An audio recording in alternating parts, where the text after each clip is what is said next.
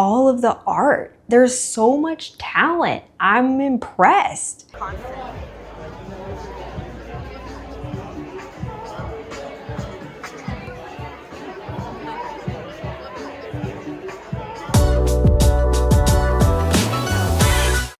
Welcome to my channel. I just got these paintings back from the art exhibit that happened at Coop Gallery in Nashville. Every year they host a gala of a garden party theme, and all the art is like botanical and very nature driven. And so I have these two paintings that were included, but also I had this little guy that was included as well. I think the reason why this collection was just so fun for me to show is because the timeline of them is huge. This one was early 2025 when I was first starting getting back into painting in general. This was one of my first projects and the very first project that I documented. It took forever. My painting skills were not up to snuff. The process I did, I would not repeat again, but it still turned out pretty cool.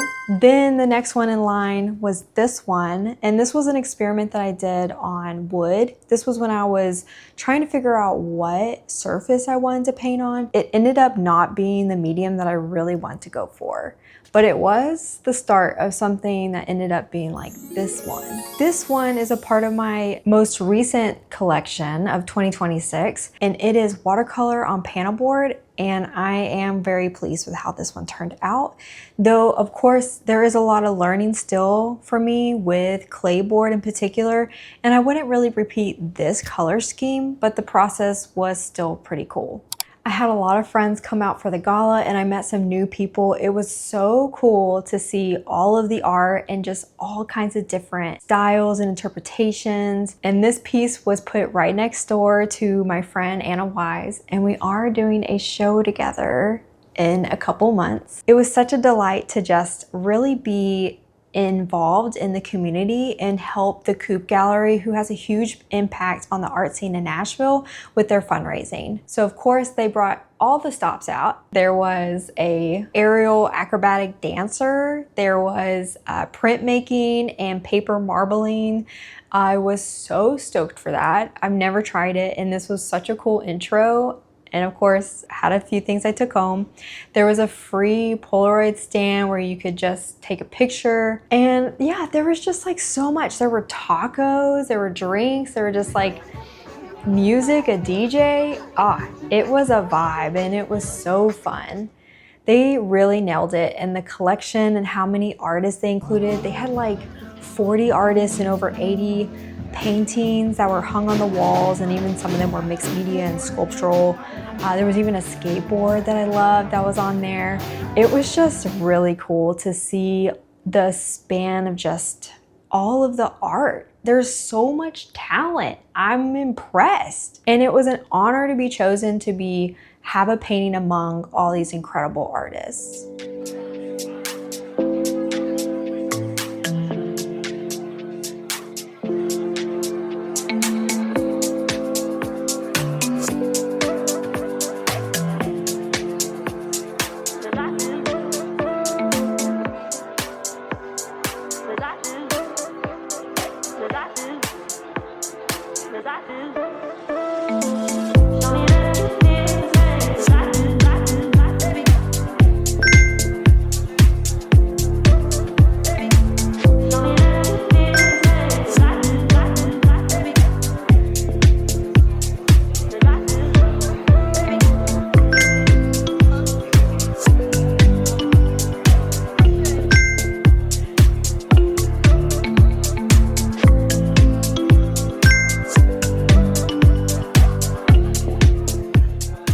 So I want to tell you a little of the backstory of each of these paintings. So let's start with this one. This one is called Explore. And like I said, I did it early 2025 and it was one of the first paintings I did. This one is the biggest paper piece that I've ever done. And I wanted to challenge myself to put as many shades of green in a single painting, which is not really my thing. I don't do a lot of greens in general, and I do a lot of high contrast paintings that have mainly silhouettes. So doing something that's super full in color of a lot of the same, kind of just having a lot of secret things that are hidden in there, it's really fun, but it was a complete experiment because I was trying to figure out, how do I want to paint? What's my style? What do I want to do? So this one, really cool. I like how it turned out, but of course, didn't really carry on with this theme. I do really like how this one was presented, so let me give you a little close-up on how this worked. So I decided with this one to do a magnetic frame of wood on top, and so it just pinches it just like that, and then it holds with some leather string up here, and then it's weighted down here with the same. So it looks like a little banner, and I love how kind of natural that looks, and it really fits the style of this painting. Because it's not framed necessarily and it is presented on a banner like this, it was kind of a pain to transport and to protect. This one I ended up calling Your Beautiful Thorns and All. Interesting thing about this one with how it turned out was I was expecting, because it was watercolor on wood, for it to just have way more bleed. The only reason why it's kind of faded and has bleed on it now with these beautiful washes is because I went back through and I basically messed it up. I took a spray bottle and some of my brush and I just kind of scrubbed a few spots. That was also another indicator that this wasn't quite the material I was looking for. It ended up looking pretty cool and I'm pretty satisfied with how it turned out. This piece, as you may already know, is called Generations. This one has had a few mock-ups in the past and people were already familiar with this concept. I decided to do a gradient of blue to green with a dark background, but on clayboard on panel.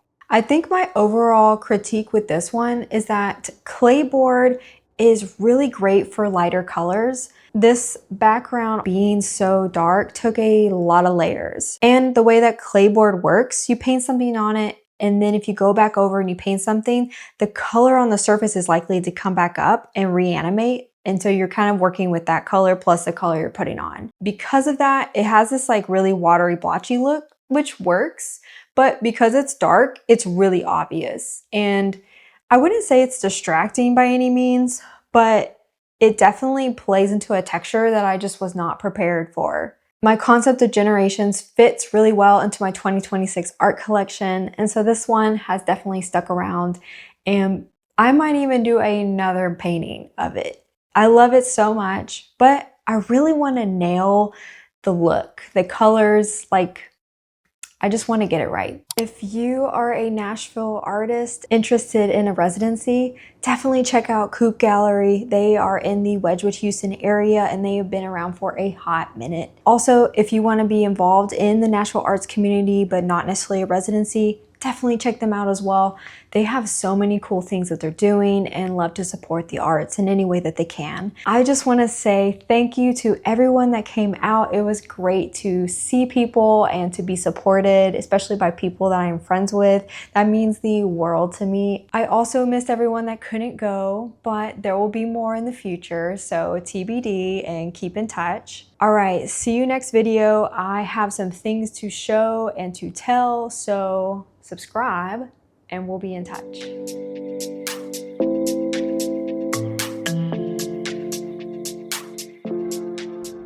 Thank you for watching.